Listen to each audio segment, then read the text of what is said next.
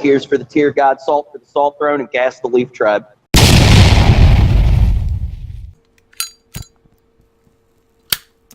So, the BC trans kid. It's happened. Father gagged, found guilty of family violence for calling his trans daughter a she. British Columbia's Supreme Court declared a father guilty of family violence for giving interviews to publications including the Federalist, this is a Federalist article, in which he used female pronouns for his daughter. Family violence for misgendering. Misgendering is violence in British Columbia. Oh dear. He had engaged in expressions of rejection of her gender identity. These expressions revolved entirely around his polite refusal to refer to his daughter as a boy in private, and his steady choice to affirm that she is a girl in public. For clarity, his daughter is his biological daughter. She's female. And wants to transition, is actively transitioning now, as I understand, to a boy. The boys over on the Toxicast, oh no, I assume their gender. We're talking about this. And, honk honk making the clown world means. I imagine those jokes are a lot more funny when you're not living in it.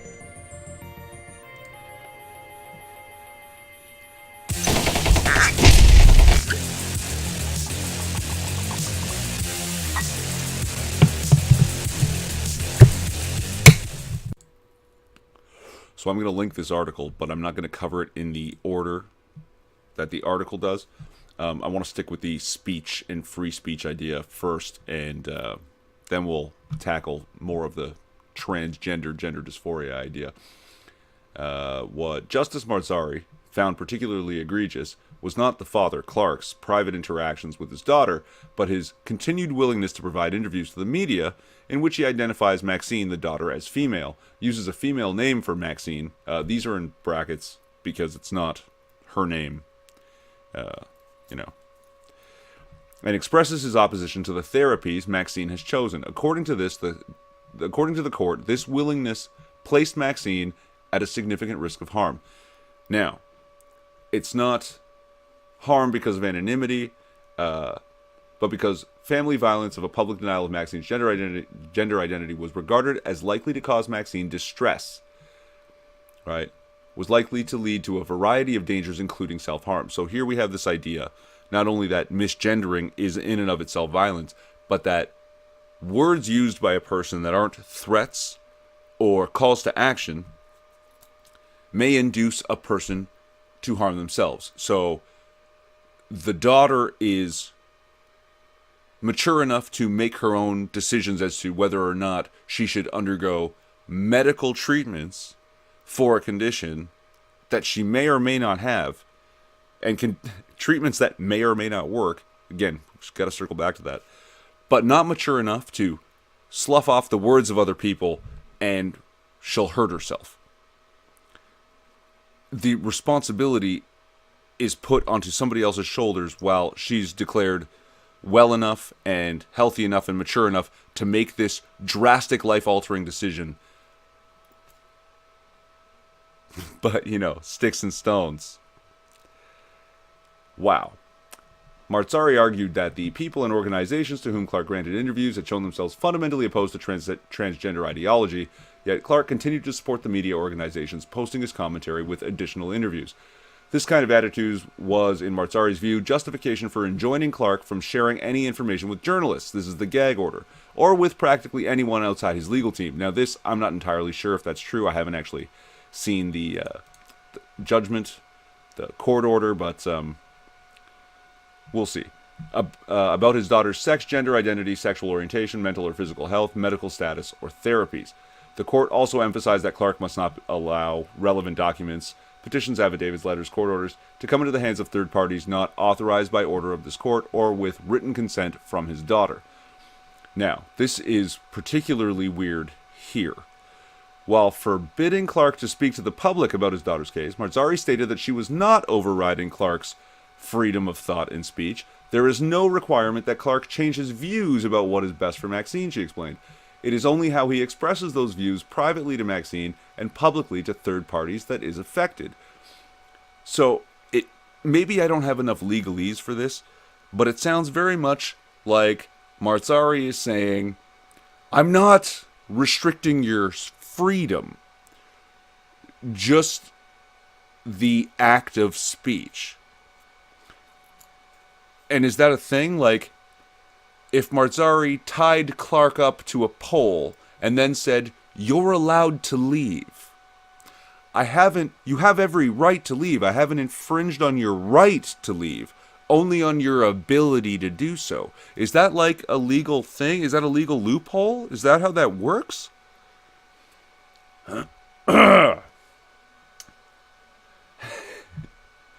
Previous court objected behavior. He had strictly abstained from referring to his daughter as a girl or with female pronouns, he might not have been guilty of family violence, and so subject to this order.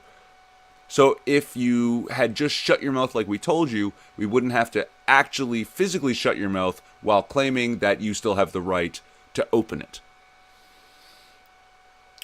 That is pretty ridiculous. And also now we're finding out here that Canadian pro-family organization Culture Guard argued that Marzari's decision severely limits Clark's freedom of speech, citing Marzari's significant and recent history of LGBT and pro-abortion activism before her 2017 appointment to the BC Supreme Court. Kari Simpson argued that she was operating as an activist judge, more interested in delivering a ruling convenient to her cause than enforcing laws designed to protect families and children. Now, protecting families and children, we're going to move on to Act 2. Protecting trans children from trans therapies.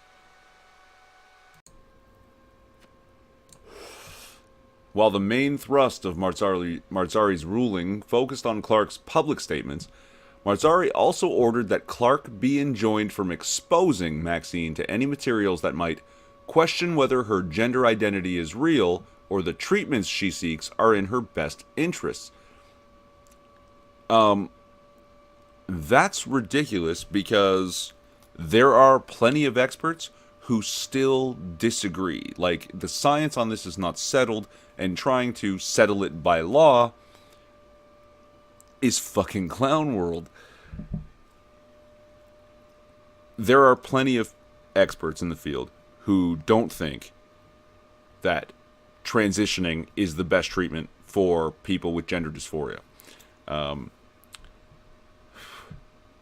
This order arose from the fact that in mid-March, Clark invited his daughter to watch a video of a small-time Canadian conservative commentator with him. The video, you can link it here, I think it's a Frank Vaughn video, I haven't watched it, contained a section discussing Maxine's case, which she quickly recognized. She told her father she did not want to watch the video and went to her room. The incident, according to Marzari, was a clear case of an attempt to persuade Maxine to abandon treatment, and hence, a family violence. So maybe a Frank Vaughn video would be not too different from watching some, like one of mine. But an attempt to persuade Maxine to abandon treatment, not necessarily. How about an attempt to show Maxine the other side? And I say this having watched numerous videos from experts recently. I'm going to try and link some of those. They generally, if you get one or two of them, you should now have a chain of these experts on a panel discussing this, including a person who has detransitioned in their 70s now, and talking about the dangers of doing this and how there's some really, really strange stuff. Now, again, I've only just recently watched these videos.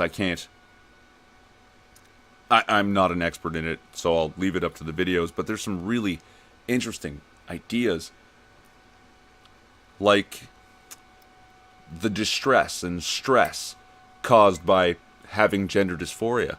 The man who's detransitioned suggests that the stress doesn't come from the gender dysphoria. It comes from the affirmation of gender dysphoria. Imagine this for a moment. A person comes up to you and says, I don't feel right in my body. I think there's something wrong. I might be the opposite gender. You can respond in many ways, but let's choose two. One way you can respond is, I doubt it. The other way is, you know what, let's get you to a doctor, see if you need hormone treatments. Maybe we'll cut you open, shove some stuff inside you, maybe pull some stuff out, right? Which of those things do you think is going to cause more stress? The one that suggests, I don't think there's anything wrong with you or your body. Or the one that says, you know what, yeah, there's something tragically wrong with you and your body and you should do something about it.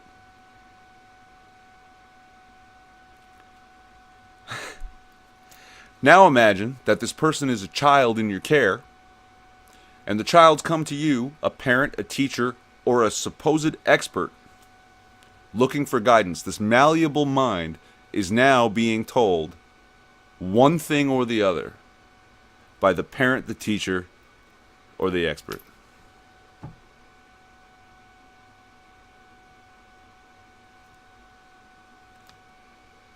It's pretty fucking crazy. Now, there are apparently plenty of studies that suggest that transitioning works. And they show you these results from test subjects. That, oh yeah, no, these people are much happier having transitioned. What a lot of these studies don't tell you is the number of dropouts in the study. That let's say they start with 100 people. And 100 trans people take the hormones, maybe do some surgeries. And they say, oh yeah, look, of all these test subjects, at the end of the test, this many this percentage is happier. What they're not telling you is that 30 to 40 of the people in that study just stopped coming. And they don't follow up with them. Now, there are studies that show that the transgender suicide rate is somewhere to the degree of 30 to 40%. And if 30 to 40% of your test subjects just stop showing up and you're not following up, I'm going to have to wonder what happened to them. And I don't think it's unreasonable to jump to thinking, that might be the 30 to 40% that took their own lives. Because the rate of suicide apparently does not drop significantly after transitioning, which suggests that there's probably some other underlying problem. And the gender dysphoria might actually be secondary to these other underlying problems.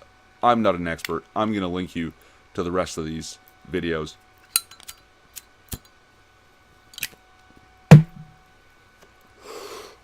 But I gotta say, this fucking clown world craziness of children might kill themselves if you tell them the wrong thing, but they're completely mature enough to make these decisions is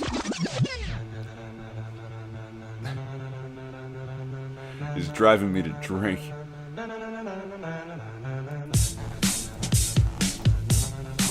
Relevant links to shit I said in the description?